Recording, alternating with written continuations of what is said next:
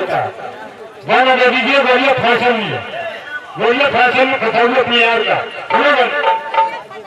ये बैठे आओ बैठिए। और गोरिया फैशन में फसलू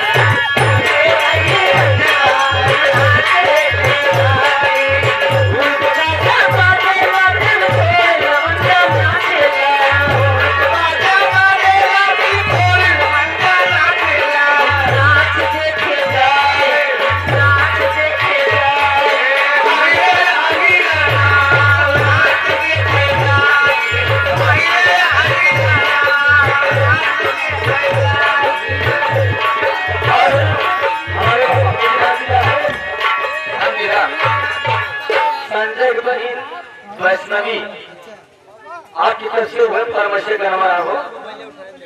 अरे हम तो नवा हो नाच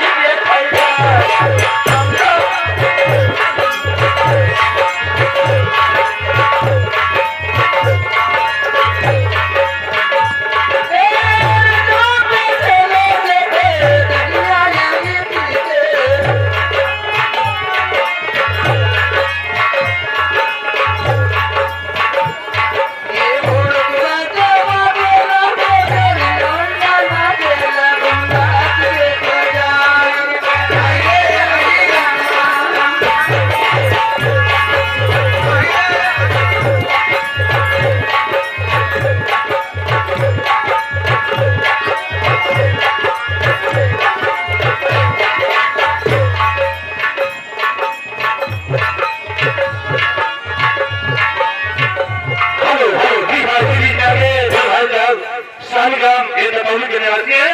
उनकी तरफ से 51 रुपए का पुरस्कार पार्टी स्वागत करती है। उनका कहना है 40 साल वाला गाना अभी आने दो, सुनवा देगा।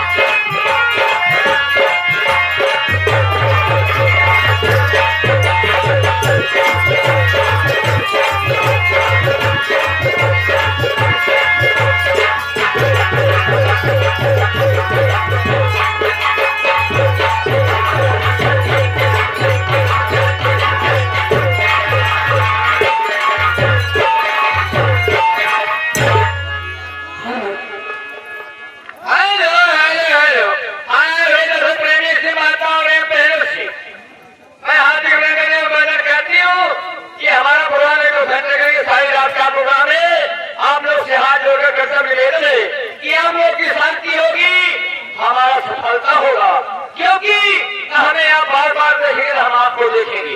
इसलिए वित्तीय निवेदन है कि आप लोग मुझे स्थान लेकर सामने बैठने का कष्ट करेंगे और रात भर आप लोग धीरे धीरे मजा लेते रहेंगे। वादा है और पुराना नहीं लेकर ही जाएंगे, लेकिन लीजिएगा ऐसे मजा नहीं आएगा। मैं अपने परदेसी बाबू को बुला लूं, दो चार बातें हो जाए, फिर उसके बाद आगे का कार्यक्रम आप लोग को दिखाया जाएगा। धन्यवाद। हेलो हेलो अम्मा, हेलो